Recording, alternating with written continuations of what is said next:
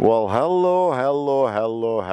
This is Atilla Yeşilada reaching out to you from lovely Istanbul. It's a gorgeous autumn day.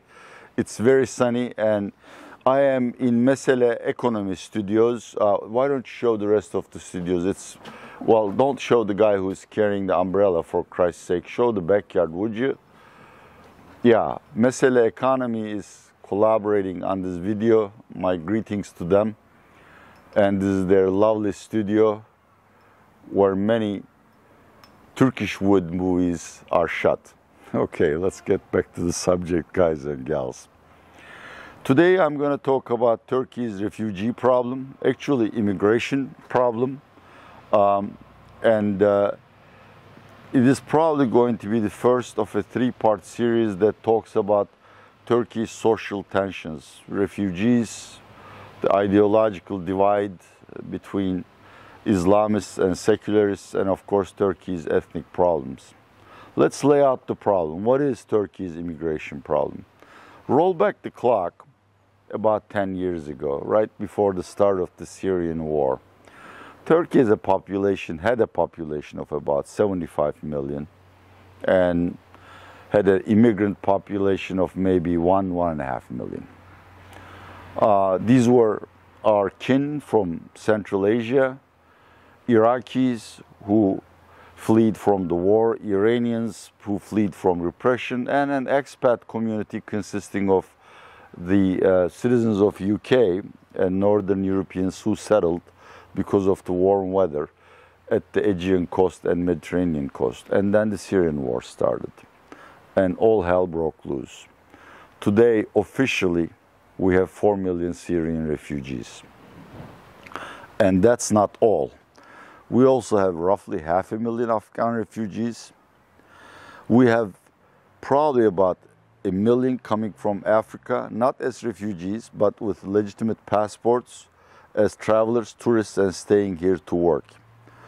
The number of Central Asian Turks coming to Turkey for job opportunities are estimated around 1.5 million. Officially speaking, as of 2021, Turkey has a refugee or immigrant population of 5.5 million on the basis of a population of 84 million. That's roughly 8%. It's not that big. My humble research shows Turkey has roughly 10 million refugees, about a third of these who came with valid visas and passports and stayed to find work. Now 10 million is more than 10% of the population, and that completely changes population dynamics. And I'm going to tell you why this is a problem and how nasty it's likely to get, not in the coming years, but in the coming months. Now, first of all, I have to disclose that I'm not anti-immigration. Neither am I racist. I hate the entire humanity, whether you are Turkish, American, Syrian. I hate you because you are Homo sapiens and you are a curse on this planet. But that's besides the point. In fact, immigration enriches a nation culturally. It increases empathy. It brings much needed fresh blood for low-paid jobs or for some jobs where the domestic skill set is not equal to the demand in the market, for doctors, or for people who pick strawberries, for people who do the jobs that the domestic population doesn't want to do. But that's only true if you have a full employment economy. That's only true if the migrants intend to become integrated into your society and to adopt the social rules and conventions that you live by. It's only true if immigration happens over time, slowly, so that the much larger native community can absorb these people, both in an economic sense, in a legal sense, and also in a social sense. Not that all of the migrants will eventually become like you, but you and them will establish a peaceful coexistence. None of this is true for Turkey. First, the migration flow has been too rapid. Look, from 1.5 million 10 years ago to 8.5 million, maybe 10 million in 10 years. I mean, right now, migrants are the third largest ethnicity if they were one ethnicity in Turkey. We have Turks of Turkish origin, Turkish citizens of Kurdish origin, Zazas, roughly 1 million or 2, some Arabs, less than 1 million probably. And then we have 8.5 million people who are Africans, Central Asians, Syrians, and Afghanis. That's a huge problem. The society didn't have time to sort out this problem in its own mind and to absorb these people in any sense. For the rest of this video, I'm going to talk specifically about Syrians. Not that they are the biggest problem, but it makes the exposition much easier to explain the problems they cause. First of all, of course, they compete for scarce jobs. As of August, Turkey had a broad unemployment rate of roughly 20%. That is, 20% of the people who are willing to work and who are working and who are looking for work either were unemployed or got part-time jobs, gig jobs, the jobs that they didn't want. Now, these people are now competing with roughly 2 million Syrian refugees, half of the population which is willing to participate in the labor force, who are much willing to work without any social insurance, without any medical coverage, and without any severance packages. Now you imagine who gets hired. According to official stats, 1 million Syrians are employed in a country where roughly 10 million are looking for jobs. You can imagine what a problem that is. And that's only the official figure. I mean, even the governing AKP party's officials admit, if Turkey were to send back Syrian refugees, we would have severe labor shortages and real wages would go up. While that's bad for the business community, but for the mothers, for the voters, who tend to be workers, blue-collar people, it's a nightmare. Their wages keep going down in real terms. Two, of course, Mr. Erdogan is a great fan of pan-Islamism. He considers Syrians as good as Turkish citizens, and they have priority in terms of education, in terms of health services, and even in universities. Now, that's a major problem. In countries like Turkey, health service is not perfect. I know it's not perfect anywhere, but access to health service, affordable, reliable health care, is a serious problem. State hospitals are usually overcrowded. And when a Turkish citizen goes to a state hospital, he finds that the Syrian woman or man has priority over him or her. Again, imagine the problem.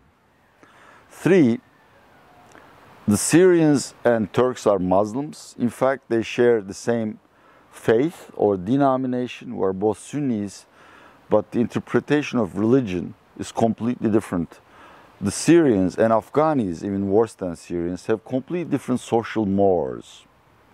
Their attitude towards females, towards children, towards honor is completely different than Turks. This is why there is this constant problem with Syrians watching our women, taking pictures of our girls, Afghanis drooling over our women. I'm not exaggerating that problem. There has been several riots over these issues, and in fact, killings and shootings because the cultures are so different. So you understand why it's an economic and social problem to have this many Syrians. Now, with 8 months left to Turkish general and presidential elections, there is another problem, which is really scary. People in the opposition claim that Syrians are being given citizenship against the promise to vote for Mr. Erdogan. I don't think this is true. Officially, only 200,000 Syrians have been given citizenship, and no one knows whom they're going to vote for. But some opposition sources claim, conspiratorially I believe, maybe 1 million, 1.5 million Syrians are being recruited to vote for AKP. All of these brings us to the problem that's facing Turkey. If you read the IMF reports, any agency reports, the winter is going to be very harsh for the poor of the world. because of the incredible increase in food prices driven by Ukraine war and climate change. And of course, there is also global inflation. Turkey has a very large poor population. According to latest, well, not official statistics, but according to a study conducted by a major labor union confederation, Turkey's food inflation as of September was roughly 120%. So there's food scarcity. A lot of people have difficulty accessing decent food. According to a study by Istanbul Planning Agency, a surveying agency, 17% of people who live in Istanbul don't have food, period. They don't have enough food. They're going around hungry. In the winter, this problem is going to be complicated simply because food prices across the world are rising again. And, fresh produce, which helps us live cheaply in summer months, is replaced by greenhouse products, which are much more expensive, or much more calorie-dense food. So people are going to become extremely angry. There's another reason for Turks to become extremely angry over the winter months. Over the summer, electricity and gas prices have been raised several times. I can't remember what the percentage of hikes in electricity and natural gas prices are, but they are in excess of 100%.